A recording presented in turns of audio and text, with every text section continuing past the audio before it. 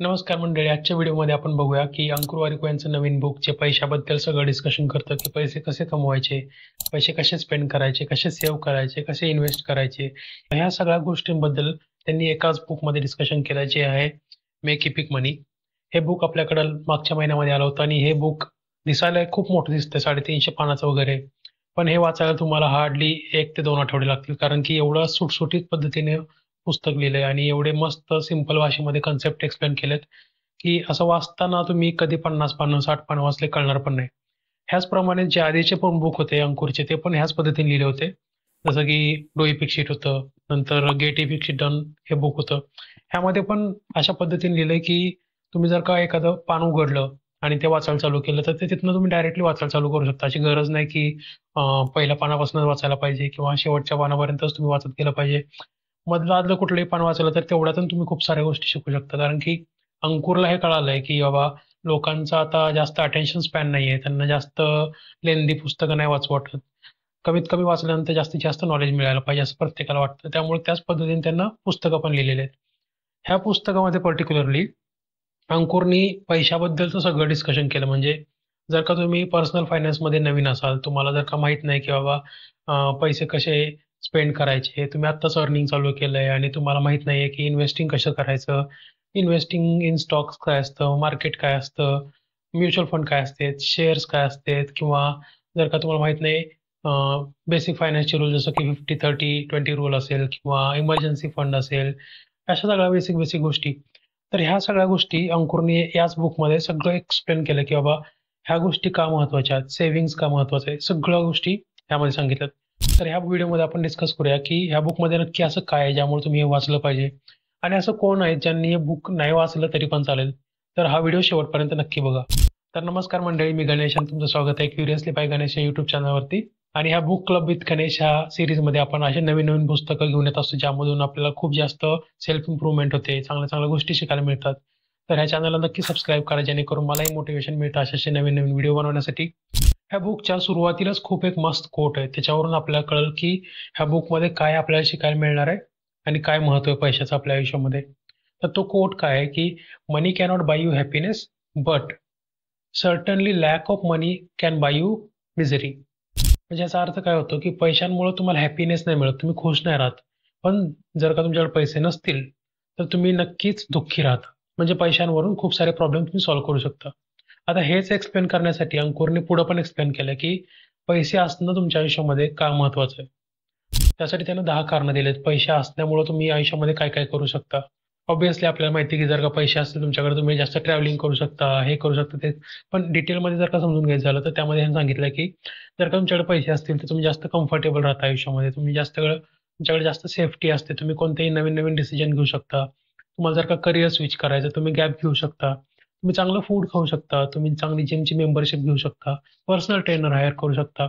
त्यासोबतच तुम्ही चांगला हेल्थ इन्शुरन्स, टर्म इन्शुरन्स ह्या सगळ्या गोष्टी घेऊ शकता. त्यामुळे तुमची फॅमिली खुश राहते आणि जर का तुमची फॅमिली खुश असेल तर ऑब्व्हियसली तुम्ही खुश राहता. तर अशा सगळ्या बऱ्याचशा गोष्टी अंकुरने यामध्ये पॉईंट टू पॉईंट एक्सप्लेन केल्यात की काय गरज आहे तुम्हाला पैसे कमवण्याची आणि पैसे चांगल्या गोष्टीमध्ये स्पेंड करण्याची. तर या पुस्तकात ना टोटल 10 चॅप्टर्स आहेत. आता ते 10 चॅप्टर्स जर का तुम्हाला वाचायचे झाले तर असं नाही वाटणार की बाबा हे काय लिहिलंय किंवा काय. ते चॅप्टरचे नावं वाचताना सुद्धा तुम्हाला एवढं इंटरेस्टिंग पद्धतीने ह्यामध्ये एक्सप्लेन केलंय की आता पहिल्या चॅप्टरचंच नाव असं आहे की why should I even care about money. मग त्यात त्याने एक्सप्लेन केलं की पैशांचं काय महत्व आहे आयुष्यामध्ये. दुसऱ्या चॅप्टरचं नाव आहे की I really want to earn some money. तिसऱ्या चॅप्टरचं नाव आहे so that I can spend it wisely. म्हणजे चॅप्टरचे नावच अशा पद्धतीने लिहिलेत की तुम्हाला वाटेल की यार हे तर एखादा पॅराग्राफच आहे का काय. म्हणजे एवढं इंटरेस्टिंग पद्धतीने हे पुस्तक लिहिलंय. म्हणजे खूप जास्त थॉट प्रोसेस अंकुरने यामध्ये यूज केली की कसं जास्तीत जास्त लोक हे पुस्तक वाचायला इंटरेस्ट घेतील आणि कशा पद्धतीनं पुस्तक पूर्ण वाचायला ट्राय करतील. त्यासोबतच त्याने काय केलं की आपले जे नॉर्मल बुक असतात त्यामध्ये आपण काय करतो की एखादा चार्ट दिलेला असतो किंवा एखादा ग्राफ दिलेला असतो आणि त्यामध्ये काय दाखवलेलं असतं की तुम्ही असं असं करून हे सॉल्व्ह करू शकता किंवा असं असं तुम्ही सेव्ह करू शकता. पण यामध्ये त्याने QR कोड्स दिलेत. त्या QR कोड्सला तुम्ही स्कॅन करून तुमच्या मोबाईलमध्ये एखादी एक्सेल शीट ओपन होते. समजा तुम्हाला एखादा प्लॅन करायचा आहे की तुम्हाला घर घ्यावं का रेंट करावं, म्हणजे रेंटवरती घ्यावं का खरंच विकत घ्यावं. ही जर का गोष्ट मला तुमच्या पुस्तकामध्ये एक्सप्लेन करायची असेल तर खूप अवघड आहे कारण की एक्सेलवरती हे सॉल्व्ह करणं सोपं आहे. तर त्या अंकुरनं काय केलंय की आता ह्या गोष्टींचं एक्सप्लेनेशन त्यानं एका एक्सेल शीट सोबत दिलंय. मग आता त्या एक्सेलमध्ये त्याने ऑलरेडी सगळे फॉर्म्युले ॲड केलेत आणि त्यामध्ये तुम्ही जाऊन डायरेक्टली ॲड करू शकता तुमच्या व्हॅल्यूज आणि तुम्हाला डायरेक्टली आन्सर येईल की तुम्ही ह्या इन्कमवरती ह्या एजमध्ये घर घ्यावं की रेंट करावं. म्हणजे असे खूप सारे QR कोड्स त्याने ॲड केले ज्यामुळे तुम्ही इझिली ह्या बुक प्रॅक्टिकल लाईफमध्ये यूज करू शकता. त्यासोबतच प्रत्येक चॅप्टरच्या एंडिंगला त्याने दाखवलं की बाबा तुम्ही आता त्याने एखादी गोष्ट एक्सप्लेन केली की सेव्हिंग कशी करायची. तर त्याने तिथे लिहिलंय की बाबा तुम्ही पुढच्या 5 महिन्यात किती सेव्ह करणार, पुढच्या 10 महिन्यात किती सेव्ह करणार, शॉर्ट टर्म वेळ तुमचा गोल काय असणार, लाँग टर्म तुमचा गोल काय असणार. ह्या सगळ्या गोष्टी त्यानं प्रॅक्टिकली एखाद्या जर्नल सारखं लिहून ठेवलंय जेणेकरून तुम्ही तिथे लिहित राहाल आणि तुम्हाला त्या गोष्टी करायला सोप्या जातील. तर ह्या बुकमधल्या सगळ्यात भारी 3 गोष्टी ज्या मला आवडल्या मी तुम्हाला सांगतो. 3 नंबरची गोष्ट आहे की कोट्स म्हणजे आता जे फेमस लोक असतील जसं की वॉरन बफेट असेल किंवा नवल रविकांत असेल किंवा रॉबर्ट किओसाकी असेल ज्यांनी रिच डॅड पुअर डॅड लिहिलं. ह्यांचे खूप मस्त मस्त असे जे कोट्स होते जे त्यांनी त्यांच्या पुस्तकांमध्ये लिहिलेत किंवा मॉर्गन हॉसेल असेल ज्यांनी सायकोलॉजी ऑफ मनी हे बुक लिहिलं. ह्यांचे कोट जे आहेत ते ह्यामध्ये अंकुरने ॲड केले जेणेकरून तुम्हाला एक पुस्तक वाचताना बऱ्याचशा पुस्तक वाचल्यासारखी आयडिया येते आणि त्यांचे जे महत्त्वाचे शब्द असतील जे त्या गोष्टी त्यांनी खूप कमी वर्ड्समध्ये सांगितल्यात त्या तुम्ही ह्या बुकमध्ये शिकू शकता. ही एक खूप मस्त गोष्ट मला आवडली या पुस्तकातून.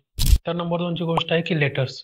अंकुरने या बुकमध्ये पण जसं की दुसऱ्या पुस्तकांमध्ये लिहिलंय की एक टाईपचे लेटर्स लिहिलेत ज्यामध्ये त्यांनी सांगितलं की जे माझं यंगर अंकुर असेल म्हणजे जर का मी लहानपणी माझ्यासाठी जर का कोणी मला गायडन्स दिला असता तर त्यानं कसं दिला असता. तर त्याने ह्यामध्ये लिहिलंय की बाबा अंकुर तू आता 20 वर्षाचा आहे, तुझ्याकडे खूप वेळ आहे, तू खूप जास्त चांगले इन्व्हेस्टमेंट करू शकतो, जास्त चांगले स्पेंडिंग करू शकतो आयुष्यामध्ये, हे करू शकतो. बऱ्याचशा चांगल्या चांगल्या गोष्टी त्याने लेटर्समध्ये लिहिल्यात. म्हणजे त्याचा हेतू काय आहे की आता तो आहे 40 वर्षाचा आणि आपण आहे 20-25 वर्षाचे. तर आपण त्यातून खूप गोष्टी शिकू शकतो की बाबा अंकुरने हे सांगितलं आपल्या यंगर सेल्फला त्याच पद्धतीनं जर का आपण ह्या वयात आहे तर आपण कोणत्या चुका नाही करायला पाहिजे. तर हे एक इनडायरेक्टली त्यानं ह्यामध्ये एक्सप्लेन केलं की ह्या चुका तुम्ही आयुष्यात तुमच्या करू नका. त्यासोबतच नंबर 1 ची गोष्ट जी मला बुकमधून खूप जास्त आवडली. त्याने यामध्ये सांगितलं की पैसे जेव्हा आपण इन्व्हेस्ट करतो किंवा सेव्ह करतो किंवा अर्न करायला चालू करतो, तेव्हा आपण कोणत्या-कोणत्या मिस्टेक करतो.